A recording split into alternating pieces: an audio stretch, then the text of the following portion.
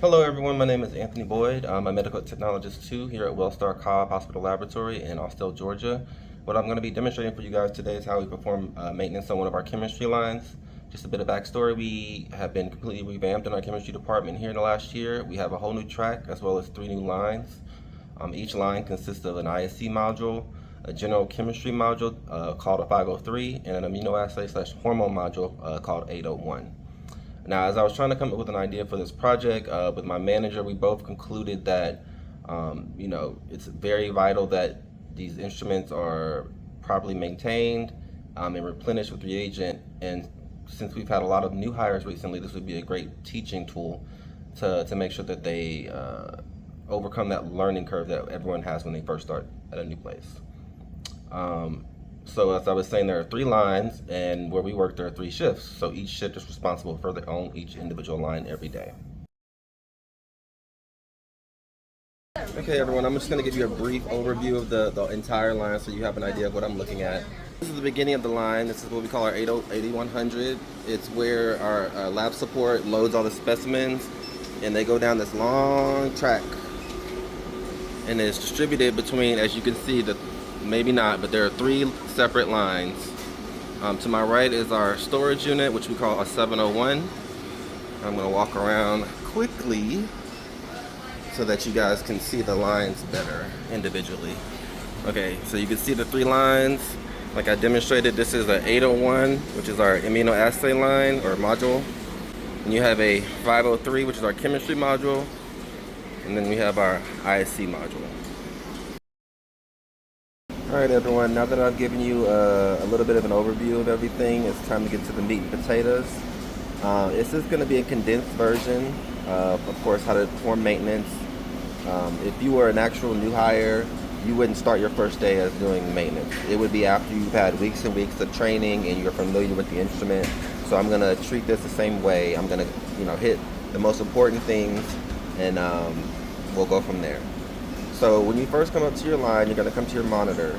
Your monitor is going to look like this, and there's going to be several tabs everywhere.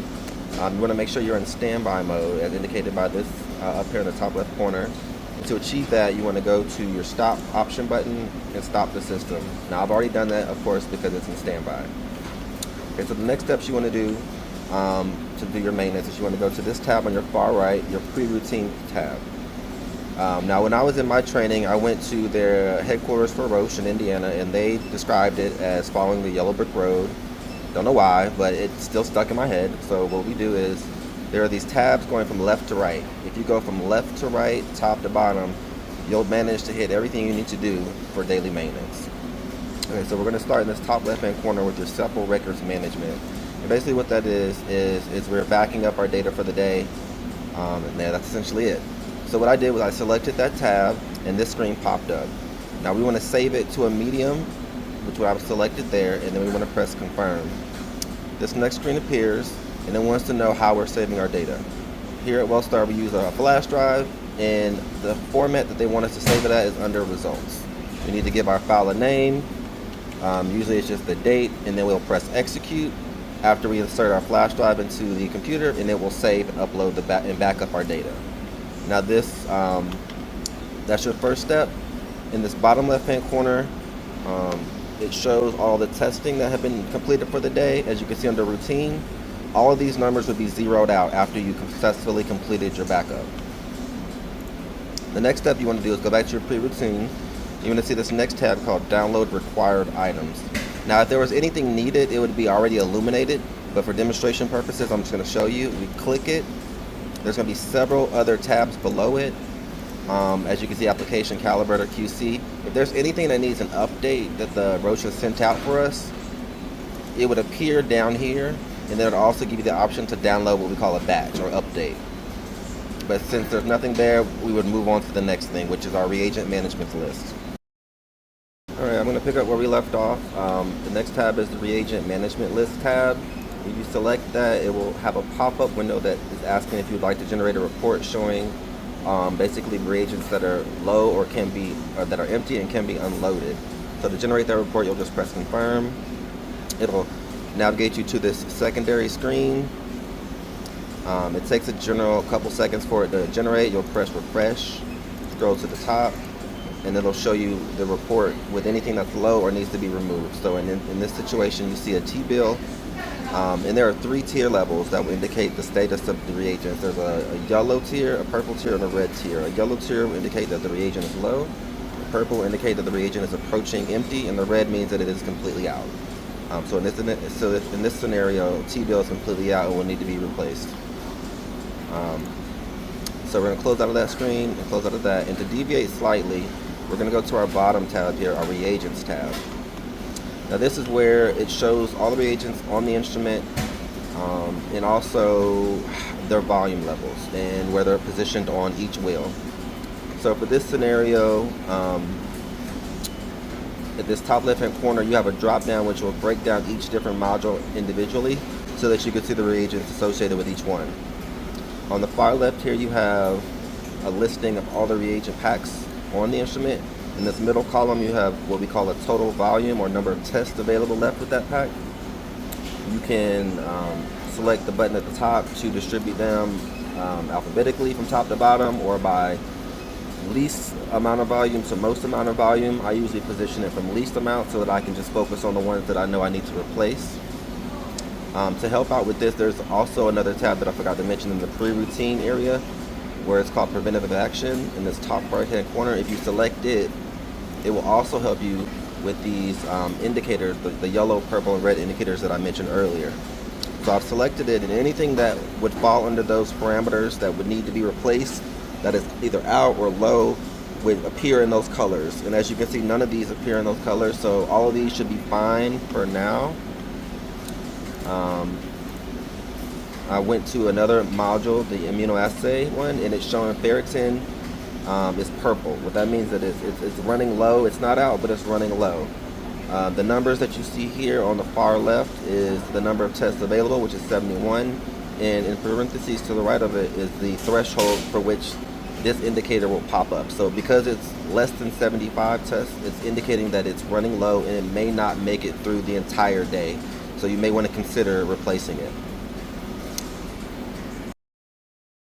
Alright, now I've navigated back to the chemistry module. I guess it did not refresh properly, but as you can see, all of these reagents have met their threshold for purple indications, meaning they need to come off soon and be replaced. And so just to demonstrate how you would do that for just one individual pack, we are going to look at this BUN right here.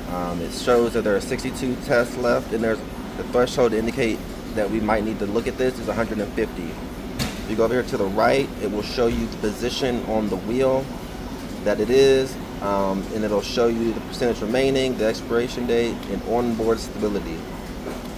If you want to unload this pack, you go all the way down to the bottom and select unload. It will list every single reagent on this wheel in the position that it's in. So if you remember, maybe BUN, sorry, position 33. If you remember, we go down to position 33, you'll select, if you want to unload a pack, you'll select the pack that you want and click this unload button. Now, I'm not going to do that now, but if you were to click unload, it would turn this whole area teal colored, and in the next step I will show you what will happen. But the reagent will be unloaded and allow you to put a new pack on. Alright, now I've navigated back to our pre-routine area. As you can see, back to our Yellow Brick Road. We've left the reagent management list because we reviewed all of our reagents. We've gotten a chance to look and see what's low, what we need to replace. And now, after we replace all the reagent, we need to do our manual maintenance, which is generally just wiping down some probes and cleaning the modules. If you go down to the second level under reported recommended maintenance, if there was a maintenance that needed to be done, it would be illuminated yellow. But in this situation, since it's not, I'm just going to click it to demonstrate for you. And after you select it, it's going to take you to your maintenance tab, where you have all these battery of maintenance that can be done daily, monthly, and whatnot. And generally for manual maintenance, we just do our daily on hands, which is cleaning the probes and the nodules on our immunoassay module. Navigating back to our pre-routine screen, next to recommended maintenance is recommended calibration. If you were to select that, it's going to pop up this window and it's asking if you want to order recommended calibrations. This is based upon new lot numbers or new reagent packs or what have you. But if you just press confirm, it will go ahead and calibrate anything that needs to be calibrated. Directly next to recommended calibration is routine QC. It will also do the same thing. It's already set up to where once we press confirm after this pop-up screen, it will automatically order QC for all the reagents on all the analyzers. So I'll just press confirm there. Below that you have standby QC, which is also the same thing as the recommended QC and recommended calibration. Same thing, it will order all QC for standby packs. And last but not least, we have QC calibrator load list. If you select it, this pop-up will come up. You can select or deselect either one, but they basically would generate a report that will show you the calibrators and QC that you will need to perform your daily maintenance. So as I press confirm, it went to our reports screen. You'll need to press refresh and then scroll to the very top to see your two reports. You see a calibrator load list, which is blank, indicating that there's no calibration needed. And then you have the QC load list, which will show you all of the different QCs that you need to perform your maintenance for the day. Okay, so now that we've completed our Yellow Brick Road, that was a brief overview of the steps you would take. Of course, I did not show you how we would replace our reagent, but you would go to the module directly. So this is our chemistry module. After you've indicated which reagent packs you want to come off, there are two buttons here. There's an unloader and a loader button. You would press the unloader button. The reagent packs that are low or expired or out would come out, and then you would just simply place new reagent packs in there, close the lid, and press the button again so that it can be loaded onto the instrument. Same thing for the other analyzer. We have a loader button, which you would indicate. It would again also retrieve any reagent that is low or out or expired, and you would just simply replace it here as well. The next things you would want to look for when you do your daily maintenance is what we call our bulk reagents. We have bulk reagents located underneath each one of the major modules. So in our ISC module, we have our diluent and internal standard that we want to measure, and also in the back, electrolytes. You just want to assess the levels to make sure that they're enough to get you through the next 24 hours before the next shift. We're over here to our chemistry module 503. Same thing, we have bulk reagents here at the bottom. We have basic washes, and we also have an acid wash in the back. Basic wash is very important. We have to have 2 at all times, otherwise the modules will not operate. And last but not least, for the Cobas 801, we have clean cell, pro cell, and pre-clean reagents that also have to be monitored to make sure that they are sufficient for the 24-hour period as well. And then we have tips for pipetting. And then we have dispose or waste.